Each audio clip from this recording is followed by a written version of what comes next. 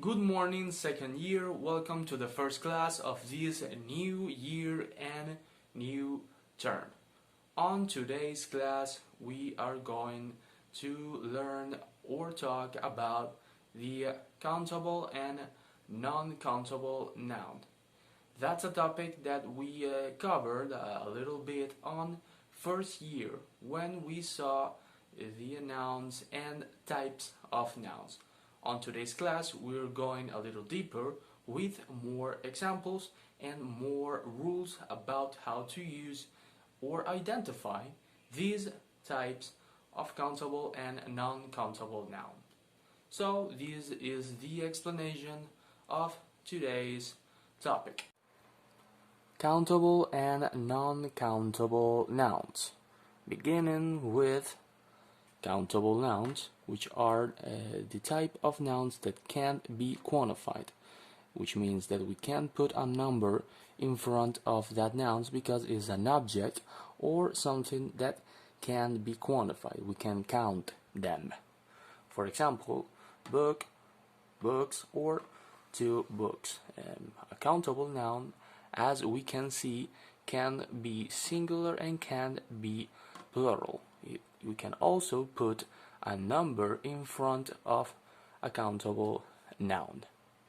Another example, we have a shoe, a shirt, box, a TV, objects that we can count. How to change a singular countable noun into plural. The way to do this is to adding an s at the end of the countable noun. For example, 2 tables or 3 beds. As we can see, there is an s at the end of the singular countable noun. But there are some rules to do this. The first one is if the noun ends in ss, ch, s, sh, or x, we only have to add the letters es. For example, we have class, which ends in an ss. We add es. Remember, usually we add the letter s to form the plural of a singular noun, but there are some rules.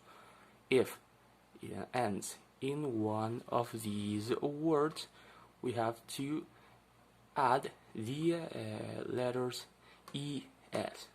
Watch, which ends in ch, we add es, same thing as dish, es, and fox, foxes. As we can see, if the word ends in one of these letters, we have to add e and s.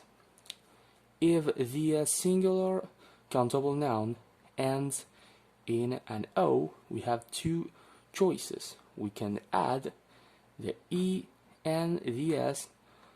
Potatoes, we can see potato changes into potatoes, or we can only add the s.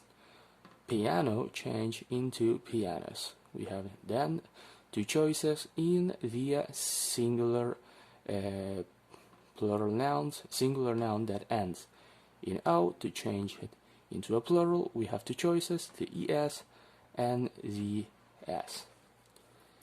If the singular countable noun ends in a consonant plus the letter y, we remove the y and we add ies.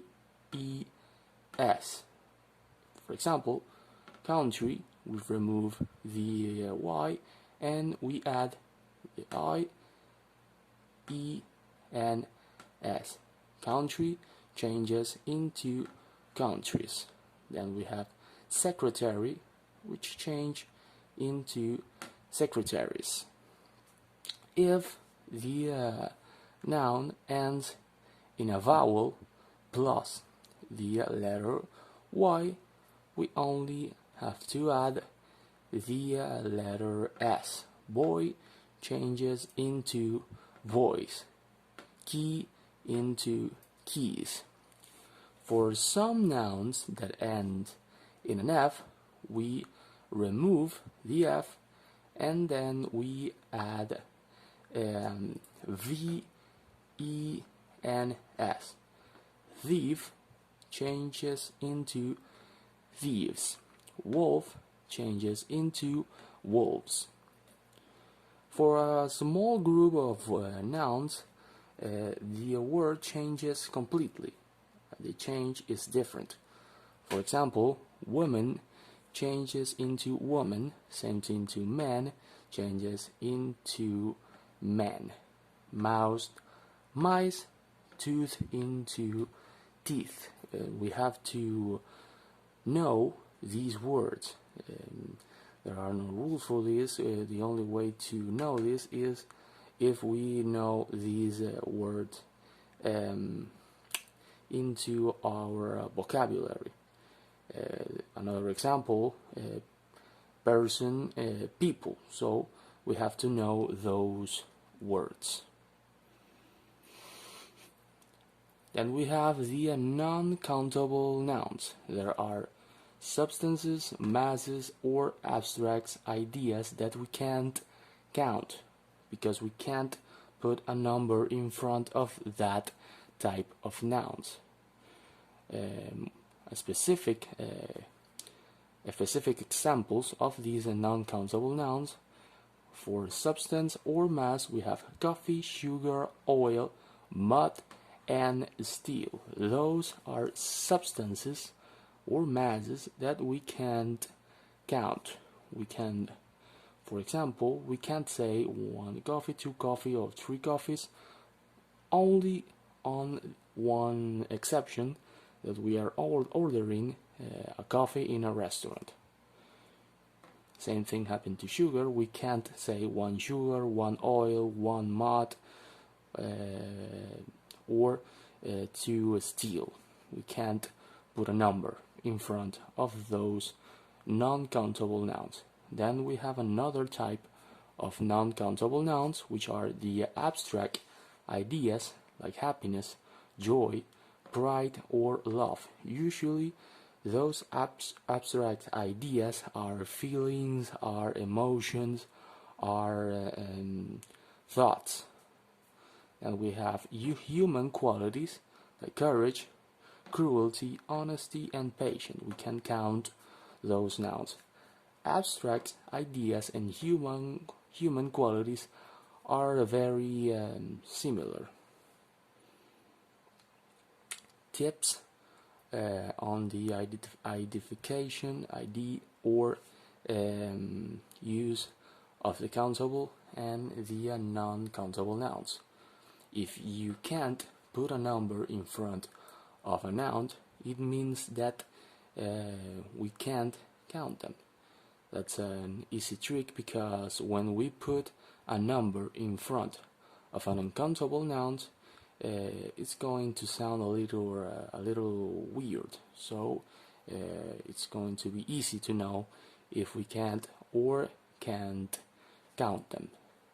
You can count an uncountable noun if you can add a unit value like kilogram, liters, block, or glass. For example, you can say 1 kilogram of sugar, 2 liters of water, 1 block of cheese, and 1 glass of water. That's a way or a trick that we can use to count an uncountable noun.